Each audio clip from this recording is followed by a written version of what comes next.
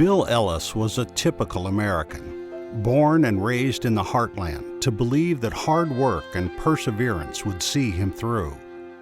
Bill left the Army Corps of Engineers and spent the rest of his life as a painter and sandblaster. He lived in Tennessee, in the countryside he loved, and raised a family there that now includes grandchildren and great-grandchildren he'll never know. Bill Ellis died of silicosis, a deadly, tragic disease, untreatable but preventable.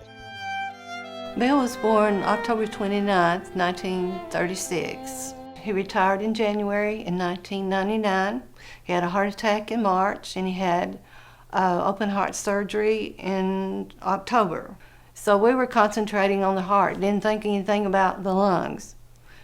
In 2004 is when he had pneumonia 3 times in less than 6 months. So the doctor said something else was going on. Usually people who develop silicosis have been very healthy, vigorous people, and they find after years of the disease that they're short of breath, that they can't go very far, they can't walk very far, they can't climb the stairs, they may even be short of breath just sitting still. Exposure to silica can be deadly. It can cause silicosis or lung cancer. It can cause chronic obstructive lung disease or kidney disease. Silica is one of Earth's most common minerals. It's found in stone, rock, brick, block, and mortar. When silica is released into the air, it can be deadly if inhaled. What we're looking at on the left is a normal lung. You can see that the lung tissue on either side of the heart is dark and black, and that means it's full of air. And the X-ray on the right, you can see those white scars throughout the lungs on both sides. That's all scar tissue. Is from a patient with advanced silicosis. When you start showing signs and symptoms of silicosis, taking a straw about the diameter of a dime and trying to draw air through that straw. And as time progresses, shrink the diameter of the straw and then put a bag over your head because you slowly suffocate. Gary Sassy knows the tragedy of this disease. Stone carving is the family business. His father and grandfather both died of silicosis. My dad, at 73, passed away, but was a very healthy man other than his lungs. And it's a shame that that man had to pass away so soon. Many employers already use the common sense precautions that OSHA has included in the standard, but not all of them do. It's time for these precautions to be applied across the board to ensure that all employers learn from the best employers, apply common sense techniques to prevent exposure to silica and to save lives. Mouthpiece in, blow it out, blow, blow, blow, blow, blow. People are still dying of silicosis in the United States. The number of deaths has gone down over the years, but the sad part is that people are still dying of silicosis. Traditionally, on construction sites, silica with grinding and cutting produces a lot of dust. It gets into the workers' lungs, and you can protect them with a respirator. One of the breakthroughs in our research trying to find a vacuum that was not only practical and did a good job was that we found that cyclonic vacuums, and that's a vacuum that has a cylinder in it that creates a cyclonic effect where the dust drops down and doesn't have to go through the filter first. Once I tried the new things, it worked well, because at the end of the day, I went home without silica dust in my lungs. I went home clean at the end of the day, and I got used to it. It was just a matter of time and getting used to the equipment. We stir up a lot of dust, so we try to prevent as much of it getting in the air as possible. So we use these vacuums. But while we're working on cutting the joints out, we create a lot of dust, which we collect in the vacuums inside these bags. Much rather have it in this bag than I would inside my lungs or other people's lungs that may be walking by.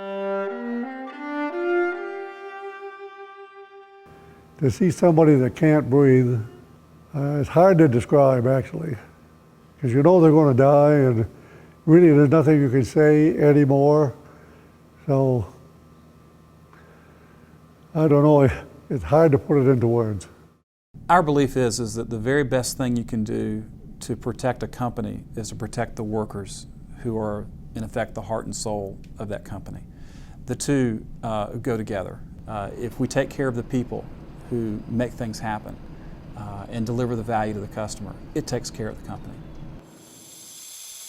I believe that our industry here has worked hard to bring in new technology that does help with the silicosis problem. I also believe that there's also room for more education for the workers themselves to understand the critical reasons why they have to be very careful in this industry. In today's climate, we stress to our customers safety, financial stability, company stability. We remind our men we want them to go home same shape or better shape than when they showed up at work that morning. If someone were to make the argument that it's too burdensome to address silica exposure, I would say that to be actively engaged in protecting the lives and the health of the individuals who are out there in the workplace and allowing for a higher quality of life for them so they can play with their grandkids one day, it doesn't get any better than that. Okay, deep breath in and out. I started seeing patients with silicosis in the 1970s, and I thought that that was the last generation of Americans who would die from silicosis. But I was wrong. I continue to see new cases of silicosis, and yet there is still no treatment. So I would like to see prevention of silicosis so that this disease is eliminated from our hospitals and our health clinics. OSHA estimates that once this standard goes into effect, it will save hundreds of lives. It will prevent deaths from lung cancer, from silicosis, from kidney disease. Hundreds of lives, that's a statistic. But statistics are people with the tears washed off. It's grandparents who won't be able to celebrate birthdays with their grandkids. It's workers who will no longer be able to work productively. It's husbands and wives who won't be able to come home to their spouses.